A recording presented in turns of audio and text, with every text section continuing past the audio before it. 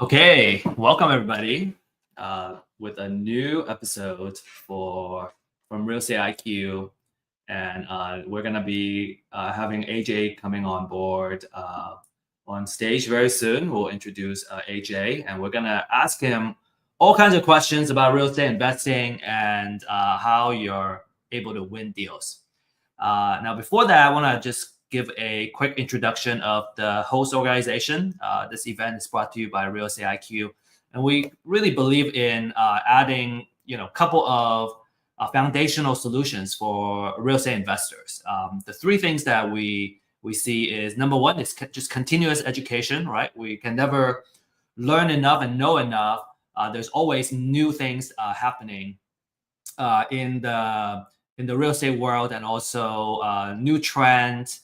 In addition to, there's always new issues, new problems, right? There's so many different cases when it comes to real estate investing. So continuous education, we really firmly believe in that. Having the data solution to give us the intelligence we need to do our marketing and also find deals. And then the last but not least is having a community where we can tap into the collective brain power and the brain trust, so we know how to deal with different kinds of situations. I may not have the answer to the problem you're encountering, but maybe somebody else like AJ does. So next, we're gonna jump right into it. Let me give a quick introduction on AJ. AJ is a former firefighter-paramedic from Southern California, and he is now a full-time real estate investor. And this is a very interesting tidbit about AJ I didn't know. He began his journey with a live-in flip, which is a full down to stud remodel while he was still working a 24-hour shift. And then he started building a multi-state operation. I think AJ has mentioned to me how he was doing flips remotely and some of the lessons that he has learned. So I'm very interested in learning a little more about that. He's done a lot of different type of strategies now, like wholesaling, fix and flip, novations, short-term rental, creative finance, and private lending. So all kinds of different ways you can play in real estate, and this is your chance to ask your questions. And welcome, AJ.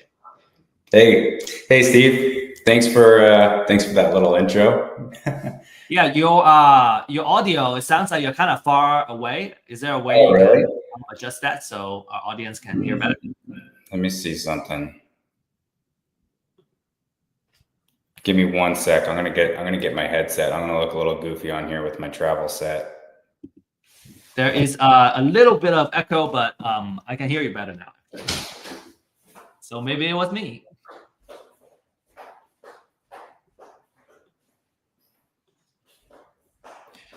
So while we are waiting on AJ to plug in some audio, a couple of things I have been learning from AJ is the lead generation type of tools. He has tried all kinds of tools and software that you need for lead generation in real estate investments. So I think those are really good questions that we can kind of dive into. What are the practical things? We can talk about investments all day long. We can talk about motivate sellers all day long, but how do you actually make contact, right? What are some of the tools that you can use to really put the rubber on the road and execute that? So those are the things we want to dive into. Can you guys hear me a little better? Yeah, we can hear you. That better? Do I have a really loud echo where I am? No more echoes. Okay. I appreciate that. So AJ, tell us about your story. Why real estate investments when you were a firefighter? Oh man. Okay. So a little backstory. I'm married. I have a 2-year-old daughter. I was with my wife since I was 14 years old, and I was a freshman. She was a senior. I was screwing around in high school. So she graduated and was starting to do the college thing. And I was playing baseball, like hanging out with my friends, but I knew I had to do something productive with my life when the day come to graduate. So I actually just went across the street to a fire station to do like a senior project. I was like, oh man, these guys are cool. I could do this. Making 6 figures, like you get there, you bust your butt, and then you made it, right? Well, I did all the work, sleepless nights in the ambulance, medic school, fire academy, ended up getting hired. And a light bulb moment went off when I got hired and I was on probation and saw that all the guys that talked about how great this career was, which don't get me wrong, it's great. But they're all living in condos or townhouses. This is Southern California, so everything's really expensive. So no one can really afford a home. Everybody's working overtime to get by. And I was like, dang, I literally busted my butt to get here. I love the culture, love the job, but we go to work to be able to provide for family. At least that's what I do. So I was working overtime. I'm like, man, there's got to be another way. I'm going through W-2 or paperwork for my mom, who was settling some stuff for my grandpa's estate, who had recently passed away. And I went through the W-2 for the year he died, and he had been retired for a decade, and his income was $2 million. I was like, okay, what is he doing? Growing up, I was always the kid going, we did things ourselves in our house. Like I would go work on the rental properties. I'm switching out outlets and stuff at 12, 13 years old so I can save up money to buy a skateboard. So I started asking questions, and, real estate was the answer. I went down the bigger pockets rabbit hole and ended up getting into some deals, bought a flip in Baltimore City. At the same time, I'm like, okay, if we're saving up to buy a house ourselves, I'm going to get into something that I can at least force appreciation to and get out of it. So, I mean, that's what we did all in the same time. I started doing SMS texting from the fire station, trying to learn how to wholesale at the same time. Wow. And how long ago was this? That was in 2018. 2018. Yeah. I personally have met a firefighter who, just because kind of your schedule is very compacted, right? So there is actually that off days where you can do a side hustle or like a different type of income generating activity. And this gentleman I spoke with, he flips cars. Oh, nice. Yeah, he flipped cars. And I think he was looking into real estate investment at the time too. Hey, it's a similar model. Buy something that doesn't look good and make it look good and sell it for more than you bought it. So when you were working full time and before you made the jump, you're not like doing marketing very consistently, I would imagine. No, I wasn't. So as far as like we mentioned a live and flip, that was kind of like the catalyst to build my own capital, because I bought a house that was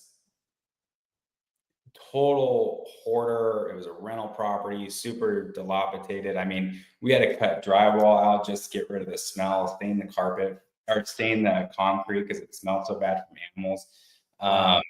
But the fireman culture was like, and growing up was, you do it yourself, right? Oh, I'm not gonna pay someone. I'm gonna save that money. Like that's the mindset. I'm gonna save money and sacrifice my time to do this. And that's such a wrong mindset, but that's the culture I was in.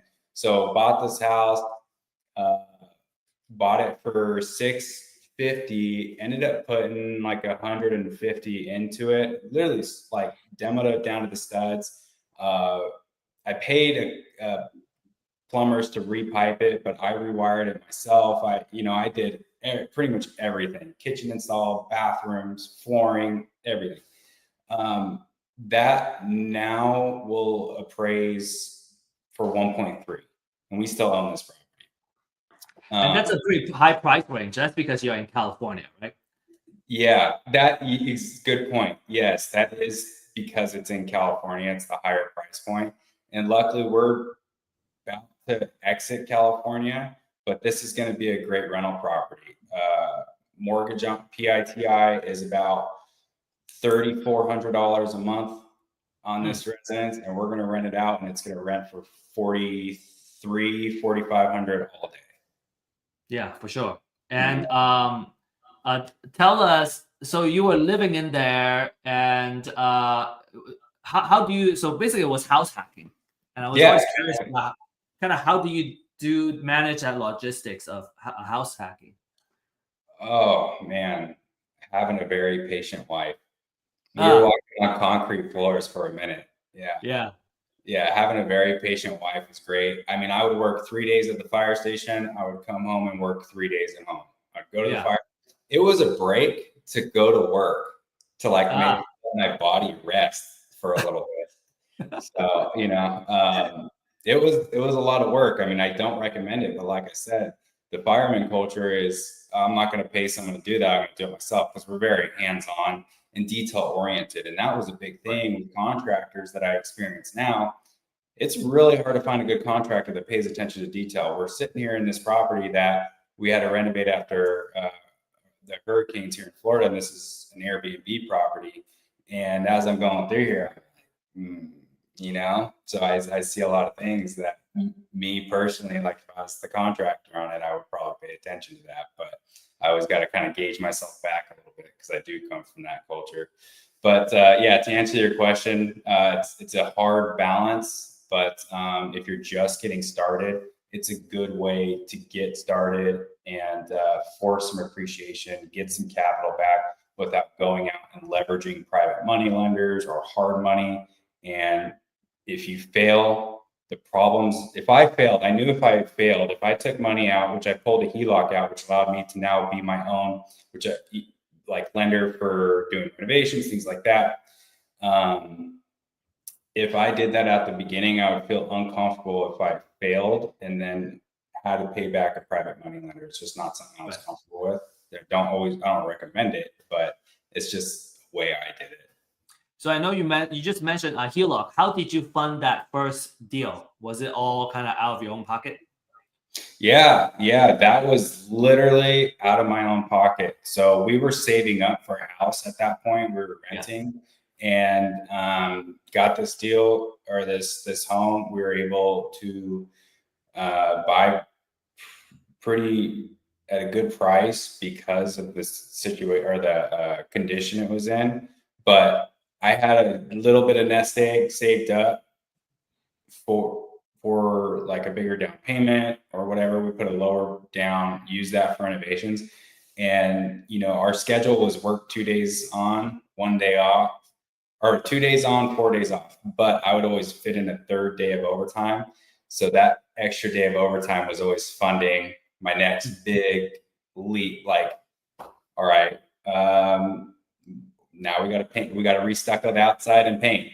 Okay, I just made sure I worked that third day. So forecasting out, another 2 months, or sorry, probably like 30 days when that project would come, I had the funds to pay for it instead of going in debt to do it.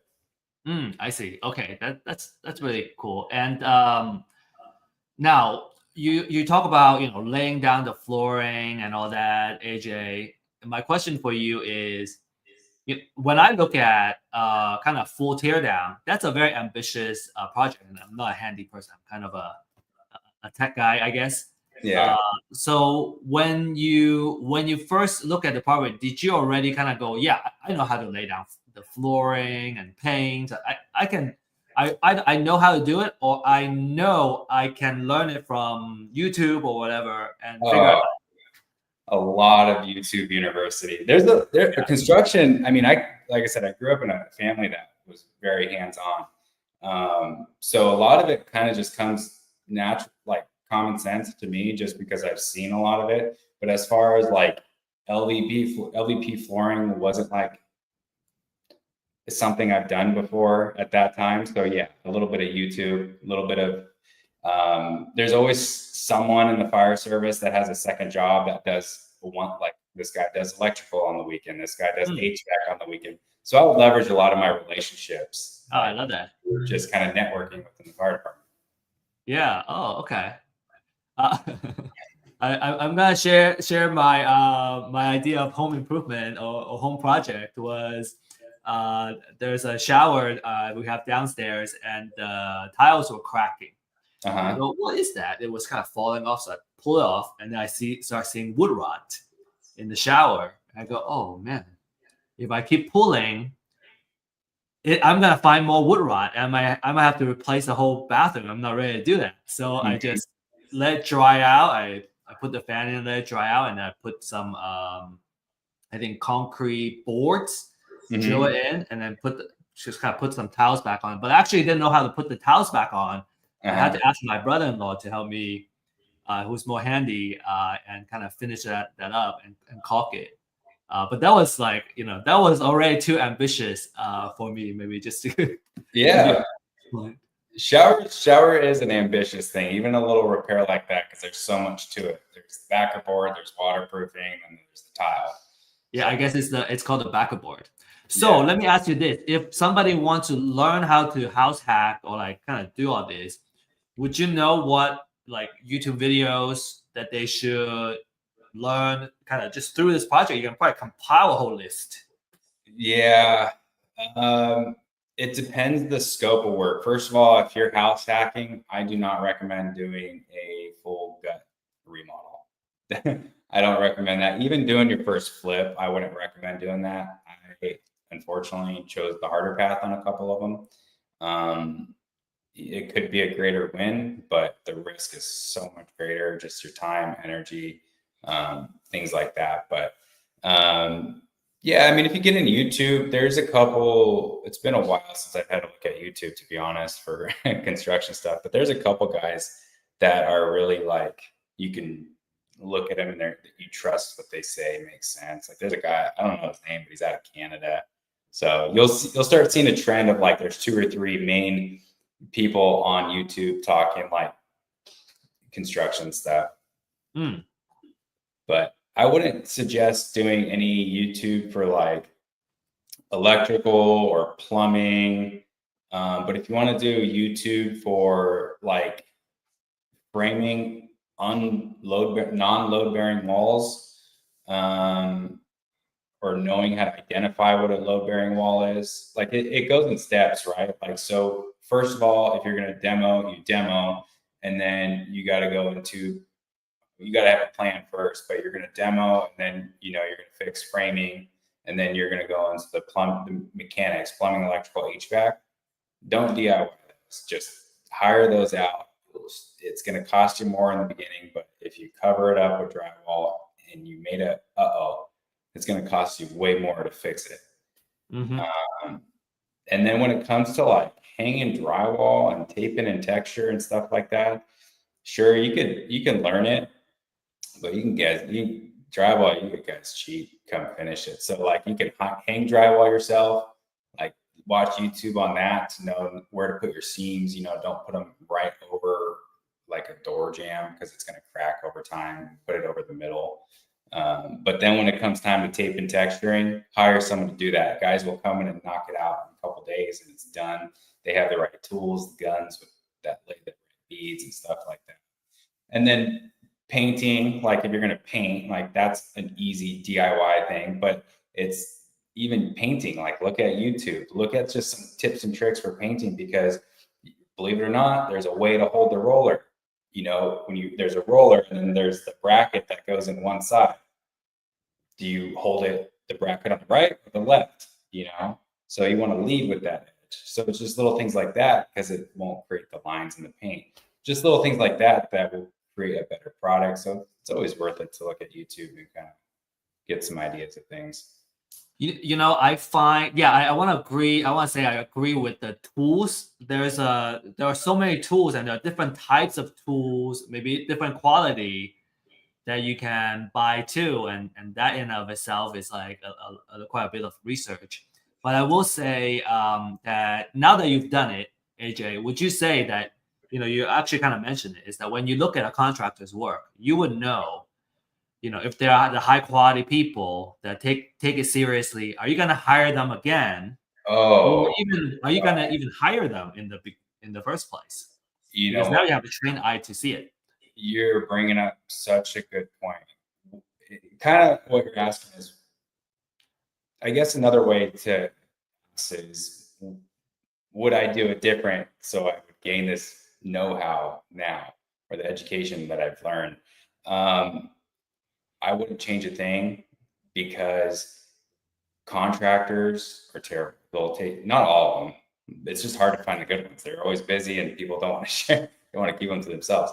But when you're talking to contractors, they will take you for a ride on price. They'll say, hey, this needs a beam here, when it's not a load bearing wall. So they're just trying to get more work out of you to pay for things. I 100%. They'll put something in and you're like, no, that's wrong. It needs to do that. Like, it needs to go this way, because I know it's going to be a problem. And here's why. Yeah, it helps tremendously. Little examples even. We had a shower here that was clogged. It just from post construction. Everything's brand new in this house. So the P trap under the shower drain must have got some debris in there from doing work. So we had to get Roto-Rooter out here just to clear the drain. And a guy walks in. This is like 2 days ago.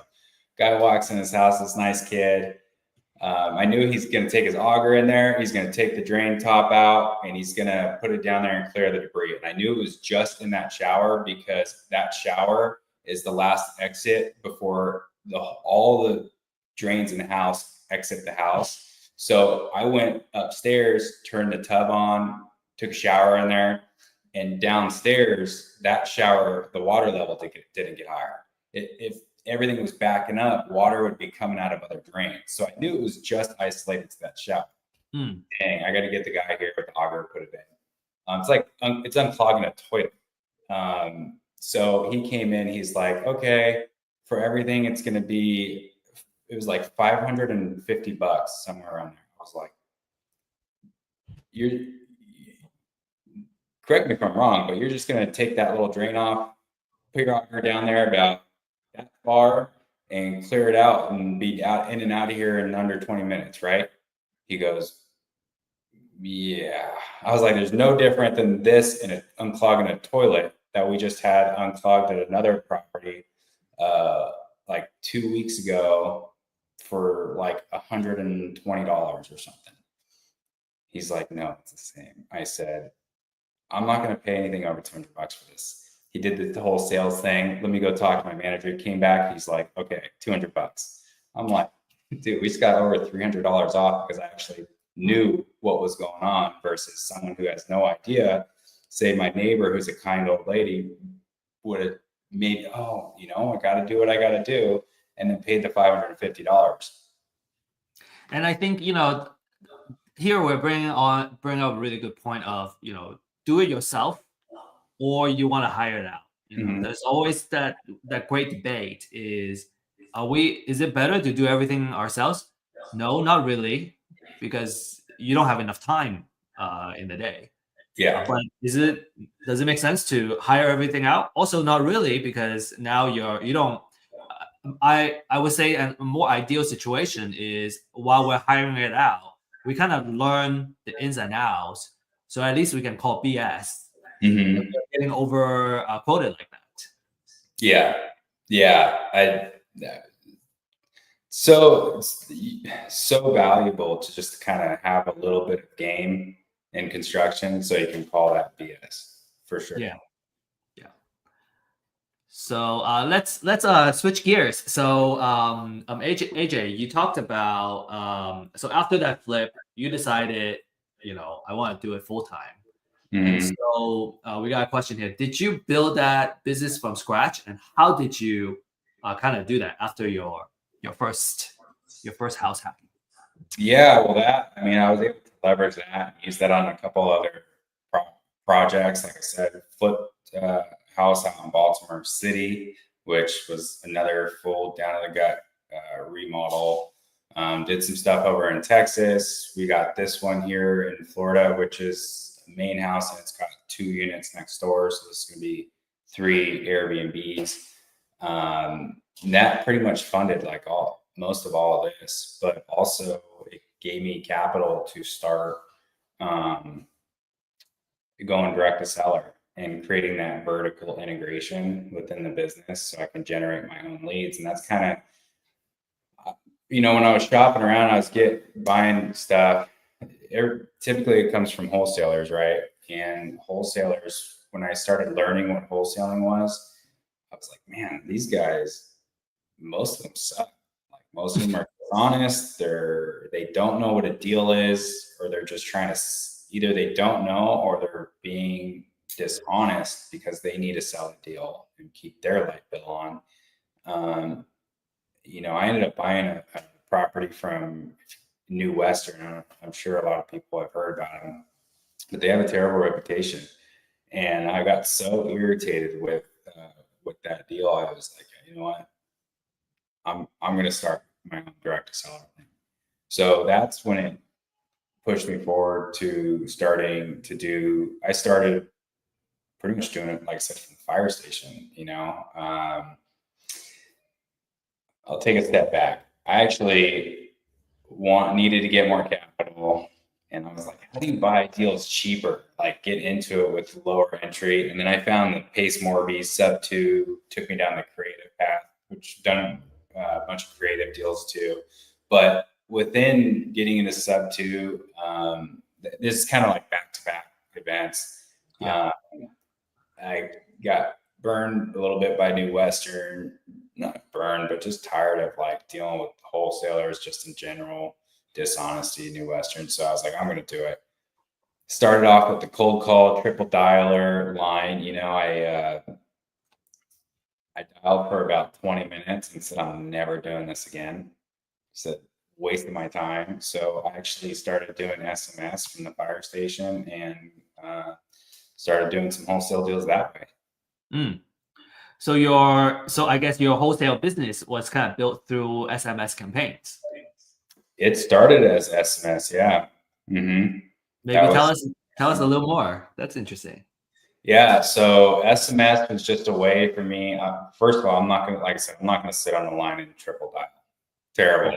I didn't have the money to pay for cold callers at that time.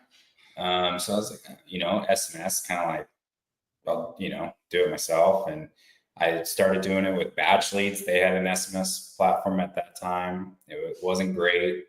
Upgraded to launch control, and then launch control was good up until about a year ago when a lot of compliance stuff came out. Mm-hmm. Just started pulling lists, pre-foreclosure lists, tax default lists, absentee owner a little bit, but mostly like targeted lists like pre-foreclosure, just through batch leads initially. And was closing some deals through launch control. One thing I found on texting is a lot of people, when you send messages, a lot of people will actually call in. It's either going to be, 60% of the time, they're going to be like, F you, don't call me. Okay. Can't let that bother you. Okay. On to the next, but the other percentage of the time are actually people who are like, hey, I need help. And we've gotten, I'd say, probably 50% of the qualified leads that we'll get is people calling in. So you got to have someone competent on that line of the phone. You can't just put like a $4 overseas VA on it. I've tried it, doesn't work. But launch control kind of went downhill, and that was my only lead gen at that time. November, I think, of last year, a bunch of SMS compliance stuff came out. Launch control, I logged in. They wiped out all of my templates, which are a lot of work to make. And no, it might have been 2 years ago. That's when the compliance stuff came out with SMS, launch control went down. Backed off from it. I ended up partnering with someone right at that time to start like a joint venture wholesale operation, and we were doing Facebook marketing. So this is going from outbound marketing now to inbound marketing. Realized we weren't really a fan of Facebook marketing because Facebook marketing is still kind of like outbound in a way that it's popping up on ads on people scrolling at night on their phone. And we get a lot of leads at night, and those leads are weak. They usually won't answer the phone or whatever. There's a difference when an ad comes to you or someone gets on the computer and searches, hey, I need to sell my home. We'll get to that. But to finish off on SMS, launch control went down. We jumped over to a new platform, newer at the time, Smarter Contact. Right. I still use Smarter Contact today. It's a phenomenal platform. We even went back temporarily to Launch Control because they said they fixed a bunch of stuff, and Launch Control has a little bit better automations built into it. And they were honestly, if they weren't honest, it wasn't doing what they said it would do. So we immediately pulled back and went back to Smarter Contact. And Smarter Contact, we're constantly seeing improvements with them coming out. So they're really good on the SMS side. So basically, you're saying SMS campaign is a working channel for you for mass texting, and I think you have shown me that there is some kind of conditional setup depending on the response, which kind of campaign you route them to. So there's some sophistication in how you set up the campaign, and then you guys did Facebook ads, but that didn't work out. And I find the same. We have gotten deals from Facebook ads, but the quality of the leads are not necessarily that high. Yeah. And you do have to spend a lot of money with Facebook ads. So just like you mentioned in the beginning, this market industry is just changing all the time. I mean, there's things that work today and in 2 months, they're not going to work. So you really have to measure things on a quarterly basis, and you can't stop too soon. You can't get 9 leads and be like, oh, this doesn't work. You have to test it for 3 to 6 months. So, and that's what we did. We tested Facebook leads for 6 months. And, I mean, we spent close to 30 grand on Facebook marketing, and it was just, That's much more than I have spent. Yeah. So, I mean, that was a burner, but we've been there, done that. We tried 3 cold call. We took capital and threw it all at stuff at once to figure out we need to see what works and make it happen fast. So we tried 3 different cold call companies at once. Realized we don't like cold calling. Cold calling is called cold calling for a reason. It's called cold for a reason because the leads come in cold. The industry standard for a lead to come in to actually get a deal, if that lead is going to ever be a deal, is 6 months. So there's outbound marketing and inbound marketing. Cold calling, SMS, it's outbound marketing. We don't want to have all of our lead gen in one channel. I learned that mistake the first time when Launch Control shut down because my leads got turned off, and that's a problem. So now it's SMS to satisfy the outbound, and then I'm doing PPC SEO, which all, like Brent Daniels says, all roads lead to PPC and SEO. Like that is the ultimate best quality lead. But to get you there, to hold you over, it takes time to get there because it takes time for your PPC account to season, to start generating good leads. Google's always changing their stuff. SEO takes even longer, a lot of money, a lot of improvements. But in the meantime, you can use pay per lead providers, PPL. And there's a couple big names out there. So that's what we started using too after Facebook went away. We started using LeadZolo and Property Leads are the 2 best ones right now. You got to be careful with PPL because they're always changing. They're kind of dishonest in some companies. There's a lot of things people don't know. So PPL as a whole, there's PPL aggregates. So like leads, or a lot of people will bash on high speed to lead, but that's a company. But you have to understand high speed to lead is mostly like an aggregate. It's just a marketplace. They buy leads from other companies such as LeadZolo, and then they sell them on their marketplace. Mhm. Even Lead Zolo. So you can go into Lead Zolo and buy PPC and SEO leads, which is called their enriched web form leads. Those are like $200 a piece. They're expensive. Or you can buy cold call leads for like $15 a piece. But I signed up for Lead Zolo. It was great back when we first got onto it. They changed their bid platform. It got pretty weak. We jumped over to Property Leads. Property Leads is really good. They're mostly PPC and SEO. The refunds are fair. There is some things I don't like about them, but nothing's perfect. But the leads are more expensive. So you're going to be paying minimum $125 a lead per county. You can do statewide or nationwide statewide and nationwide leads for cheaper to get practice, to get reps, to build your sales skills. But it's going to be hard to get those deals across the finish line because a lot of times those are leads like out in the middle of nowhere and they're hard to dispo. So if you want to cut your teeth and get used to the inbound game, the inbound marketing, I would suggest using Lead Zolo. You can go into the marketplace. You can buy cheaper leads just to, because you're probably not going to close them. Say you're just jumping in and this is new to you. I would buy cheap leads, cut your teeth, and slowly get into buying more expensive leads. And that's pretty much what we did following the Facebook thing. We got cheaper leads. I'm constantly still building my sales skills. So that's pretty much, we went from Facebook to PPL. We're running PPC and SEO. That's growing and building. But we're using PPL to kind of fill in the blank spots to keep leads coming in. So what kind of leads volume do you have in your business now, and what's your marketing budget today? Yeah, I'll try to do it. Honestly, if we have leads that we're constantly working, I'm not going to order more leads so PPL, you could turn it on. You can make your account active. You can turn it off. Yeah. PPC and SEO is kind of, you get one a day, pretty much. That's what's coming in. And that's only like a $3,000 budget because I want to season my account. It's still new. So I want to season that, get some traction.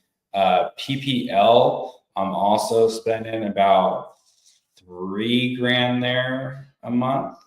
And then SMS, it's $1,500 per quarter. So that plus we'll run a campaign. We'll download the data and run new campaigns every Monday or Tuesday. And then it usually runs around another $150.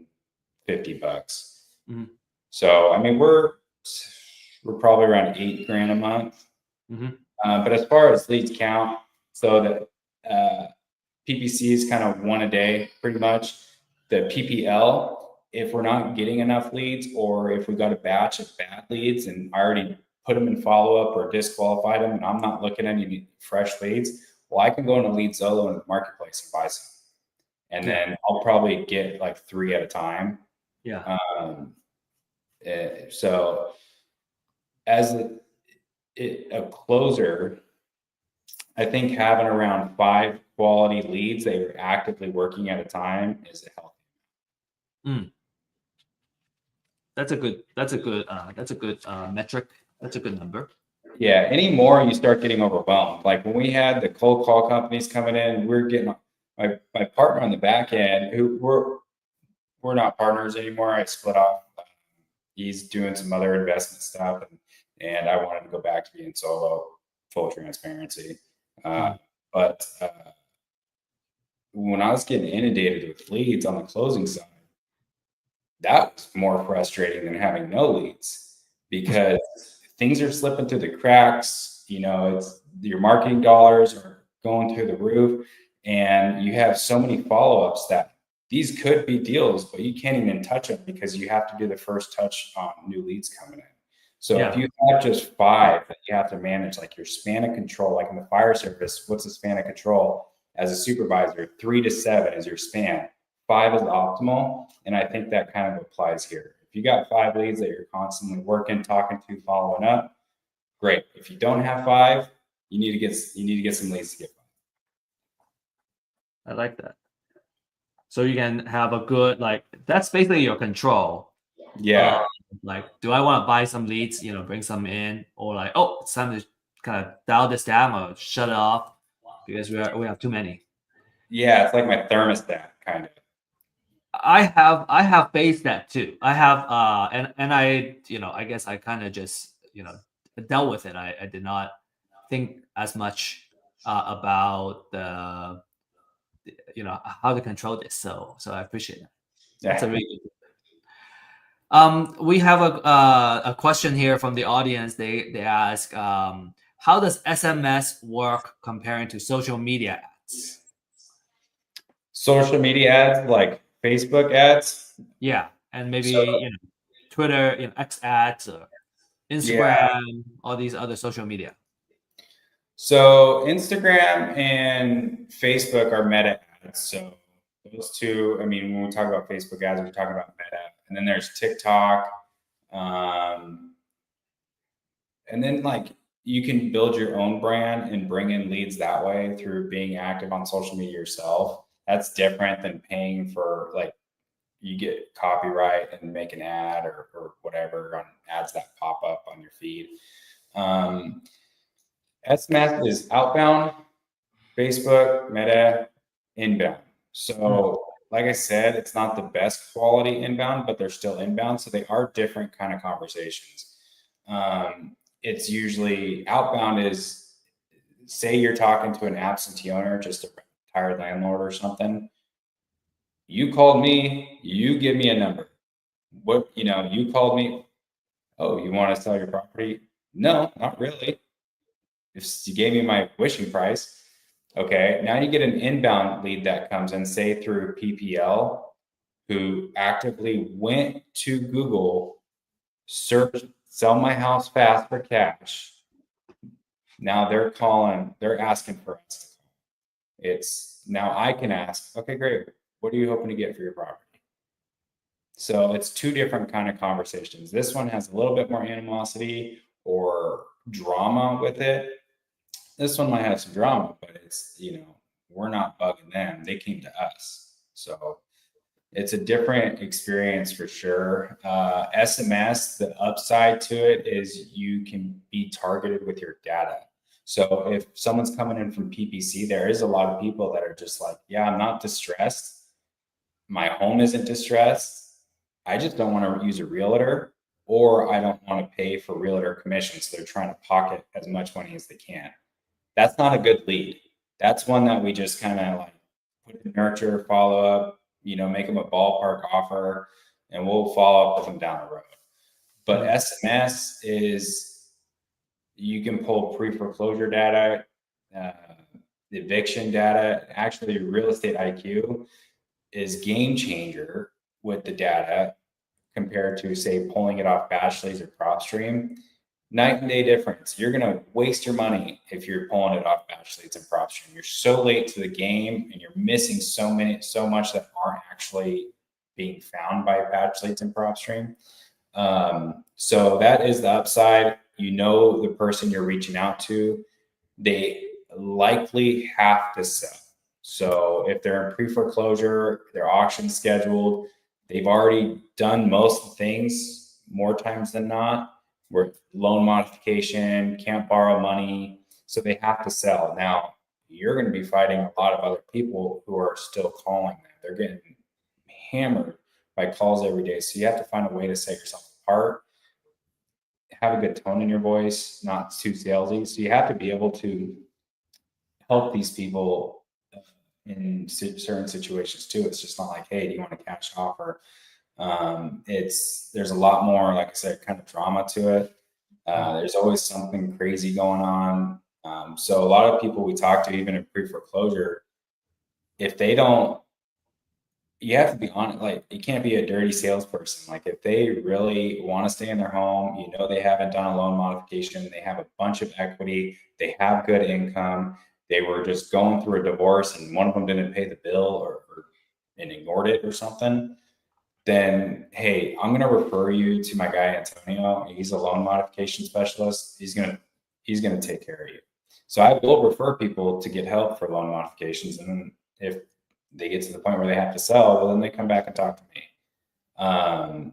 So there is a difference there. The other difference is it's going to be cheaper. Cost per lead is always good.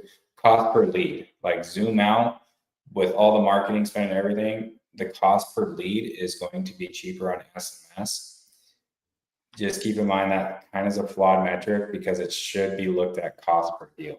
Like you can get 40 leads for an SMS and get one deal, or you can get 20 leads in PPL and get one deal. So, I mean, it really depends how you can perform on the SMS and who's operating it, to be honest. Because I had a VA running it, and we have to switch some things up because after a little bit, it's, hey, we're not getting leads. And why aren't we getting leads? I go back and look, audit things and I'm like, okay, here's why.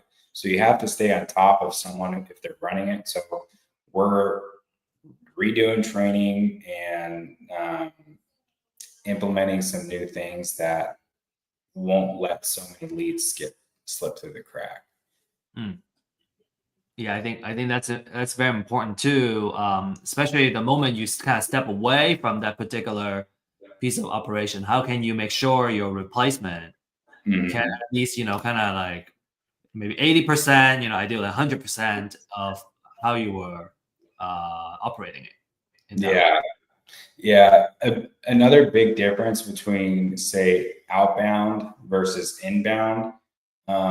Pre-foreclosures a lot of times have a time limit, but if it's a different type of lead, like a tired landlord or something, the first point of contact to them actually selling is much longer, like I said, 6 months, than a PPC lead that comes in and we potentially could get it under contract in 1 or 2 phone calls. And we're selling in 30 to 45 days following that. So the cash conversion cycle is definitely longer in outbound versus inbound. And to reiterate, if you're doing outbound, you definitely need to up your sales skills because you got to talk good. You got to sell yourself apart. Inbound, they're coming to you as long as you treat them good and have some game. You can get some deals. Yeah, they're higher quality. Let me ask you this, AJ. When it comes to when you do outbound to foreclosures, do you find that the sales cycle is shorter, or it can still be long because some owners can figure out how to delay that foreclosure? I would say most of the time it's still like 60 days. 60 days. Yeah, because either in the beginning, if you reach them in the beginning, right when they get like the list penance, it's, hey, I'm not ready. I'm still going to try to stop this, save this, and do the loan modification. So a lot of times they're waiting on certain things. You're just following up, helping them, or following up with them, or helping them with like special resources or something that they need. So the whole time, I mean, you're waiting, and then it's like, hey, they get the final notice 2 months later. Okay, now they got to sell. Versus if they have a auction scheduled for next Tuesday, Texas, then we'll do what we can to stop it. Usually we can get a 30-day postponement, but it's got to close. So I would say the sales cycle is longer if they're new into the process of the pre-foreclosure, and then shorter at the end. What would you do to a lead? Let's say that there's not much equity. They just bought it maybe like 3 years ago, right? So there's not much equity on the property. And then from a rental standpoint, there's not much there. So even a sub-2 doesn't work. But does that mean have to go to foreclosure, or is there other? There's a lot of, I'm seeing a lot of it right now in Texas. I'm actually in the process of getting my agent license in Texas because of this reason. So the new home market, right, in Texas it's like buying a new car, driving off the lot, losing a bunch of equity right away. And that's kind of what we saw happen. So sub twos always last. You know, we go cash, then we do novation, and then we do creative. So if cash won't work, retail won't work, all right, then we're going to look at sub two. Sub two, if the PITI, the full monthly payment, including taxes and insurance, is significantly more than a long-term rent, then it's a no deal. You can get really creative and say, hey, this will work for a homestead buyer, and I'm going to buy it and wrap it to a homestead buyer, but you're opening yourself up to a bunch of risk. You're putting that seller in a bunch of risk. There are, depending on the area, if it's not an HOA, there's a lot of co-living operators who would be interested in it. So if I get a deal and it's a sub two and it doesn't work, but there are maybe some creative paths to make it work, I'm going to reach out to some friends I know and say, hey, are you interested in this, or does this make sense to you? Because it doesn't to me. I mean, I'm in Florida right now, up in Lakeland not too long ago. I signed a sub two to a guy I know, and for me as a rental, I wouldn't have bought it. It was the cash flow didn't really make sense, but worked for him. It was like a break even, but it was a good tax play for him. But if none of it works and they are going to foreclosure, like if they're in pre-foreclosure and if they're over, I think it's 32 or 37 days out, they can go to the bank and ask for a short sale. And unfortunately, it's going to be a short sale. The short sale process, you go to the bank, you have to say, hey, financial hardship, I got to sell this house. It's not going to sell for what it's worth or what the payoff is. Will you approve a short sale? And then their loss mitigation department will guide you through that whole process. But you know, that sometimes lately I've been seeing the banks just say, nope, it's too late. No, and then they'll just foreclose and take the house and sell it, or take the house and then try to sell it. Okay. That would be unfortunate. And unfortunately, sometimes they do go there, and there are investors that purchase at the foreclosures. I mean, it sucks, but I'm seeing it a lot in Texas right now. A lot of the new communities, actually. I'm seeing that too. So AJ, we got a question. Have you tried driving for dollars? Yeah, actually, in my local town where I live in Orange County, I've been wanting to get a flip there, another one for a little bit. So I drove around.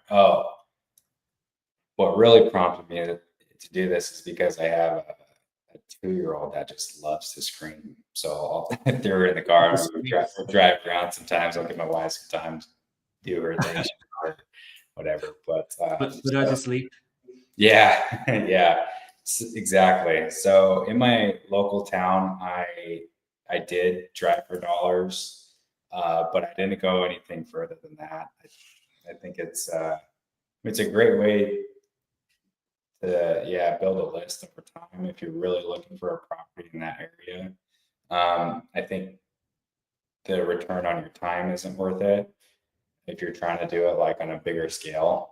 You can honestly do virtual drive for dollars, like Deal Machine and Batch Leads both have virtual. I think Batch Leads I like Batch Leads setup. They have, you can do it on the computer, you can do it virtually or on an app, and you can even hire it. That would be a cheap VA job, a virtual assistant, and they can just Google Map if they had like a little criteria, like roof torn up, damaged windows, broken out cars in the driveway, weeds over 3 feet, then they could build a list for you. That'd be great. But I'm actually working with the homeowner right now, right around the corner from my house. Is a house I drove for dollars for, And coincidentally, he just inherited it from his brother who passed away. And this is a full remodel. So I've been talking to him the last week trying to get it. And there's, if you're looking for tall grass, you can also get the co-violation. Yes. Yeah. So usually a lot of these properties, there's some other problem with them. They'll be likely to be on some other list. So like tax default, code violation, things like that. So, I mean, to me, it's just so much easier just to pull that list because you're catching such a major audience. Like, with Real Estate IQ, you buy the whole state and you're hitting the whole state versus, just a city that you spent forever driving for dollars, I have done that just to learn the game. Mm-hmm. And driving around and kind of seeing what real life looks like. I never got anything from driving with dollars, unfortunately. But I did do the reps and kind of the practice, and kind of when you drive around the neighborhood, you kind of have a better idea. So that part I recommend. I think if you're talking about doing it on at scale, or just kind of a more effective way would probably be using a list. I would say you get better coverage. Yeah, but for sure, if there's a city like you want to buy in and you're like, this is it, and you need to know the area a little bit better, driving for dollars is perfect. Huge for what you just said, just for learning the area, because you can go 2 streets over and it can be completely different price value. And that's not just for places like Baltimore. That is where I'm at. Like, I'm walking distance to the beach right here in the main street. But if I go 2 blocks that way, I mean, the home prices are going to be $350, $950. It's way different. So AJ, I want to ask you this. You said that your first couple of projects was what gave you the capital to go, okay, I want to do this full time. From a funding standpoint, how do you do that? Was it through cash flow, the rental cash flow, or was it through like some kind of refinance? How did you kind of get it to a point where like, okay, I know I got a couple of, this many months of operating working capital, like I'm going to go for it. Yeah, pretty much BRRRRs, like in the BRRRR process. So our house that we did, the first one, renovated, refinanced, also did the HELOC. So I'm using my own capital, which also am, being a PML, that's kind of a new thing for me. But yeah, so rinse and repeat. So same thing.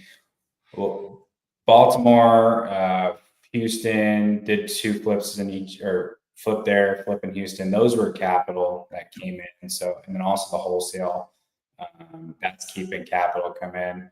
And then this property, this 3-unit property that we're in, this was another,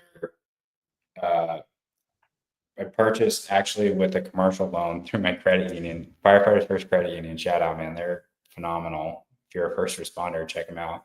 But bought it conventional and then just used my capital, renovated it, and then refinanced out. Got it. Yeah. Okay, well, we have like 2 minutes left, so I'm gonna ask this one question. I think it can take probably longer than 2 minutes. When you were talking about estimated renovation, is there a formula? How do you come up with the rehab budget? Okay, it's really hard to really get an accurate number. So when we're looking at, if I'm like actually doing the flip and I'm getting in there, like I am doing line items. Like I know flooring is going to cost and that's just from experience, right? I know flooring it's going to be $3 for labor and then probably like $2 to $3 for materials. So I know flooring is going to be $3 times by the square feet. So when I'm actually doing the project and it's my butt on the line and I'm doing my deep due diligence, I'm going through that line by line. And then just ordering cabinets, you can go like into anywhere. If you want to go to Home Depot or Lowe's, I don't order cabinets from there. I get local suppliers that are, contractor friendly. But if you just go into like Home Depot or Lowe's, they'll draft up like a free 3D design and give you the cost for it. Same thing for the bathrooms, So bathrooms are like $7,500 a piece in the investor world. If you hire a turnkey company for a homeowner, they're going to charge you 18 grand for that bathroom. So that was like a lot of cutting my teeth. But as far as like on the wholesale side, light rehab, to make it simple, we'll do $25 a square foot. And then like a medium rehab would be $40 a square foot.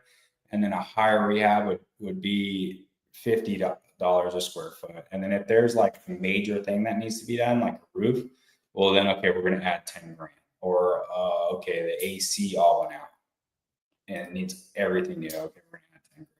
And you just try to do the best you can to get close to it.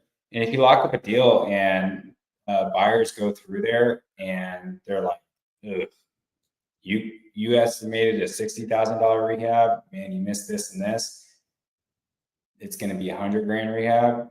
Well, unfortunately, that's a conversation you're going to have a price reduction. But on our calculator that I use just to quick underwrite, it's 25, 40, and 55 for the levels of rehab. Yeah, fantastic. So 25, 40, and 50 for a wholesale kind of, just a general scope. If you need to do a real rehab, then you need to walk the house, and then you got to go down each line item and come up with this. Yeah. I mean, and if you have like a $1,500, let's see. Yeah, I mean, if you have like a 1,500 square foot house and it's a full rehab, like kitchen, bathrooms, flooring, paint, that's going to be $75,000. That's not including those other major components. Like I said, if you got to do a roof, just add 10 grand. If you got to do HVAC, just add 10 grand. If it's going to be a repipe or a rewire, well, then add 10 grand for each of them. But for the I'd say the drywall in, it's good on those numbers. Like $50 for a heavy, you're demoing everything and start fresh. So it sounds like we could go a little bit deeper dive on that renovation side, AJ, along with a couple other topics that we touched on today. And everybody just kind of look forward to the classes and topics that we'll be putting together with AJ. Our time is up. We're actually a little bit over. So appreciate you, AJ, for joining us today. And thank you, everybody, too, for staying with us this whole time. I hope you learned something. Yeah. Thanks, Steve. Appreciate it. And thanks for having me on. This was awesome. Thank you, AJ. Have a good day. We'll stay in touch. See you guys. Thank you.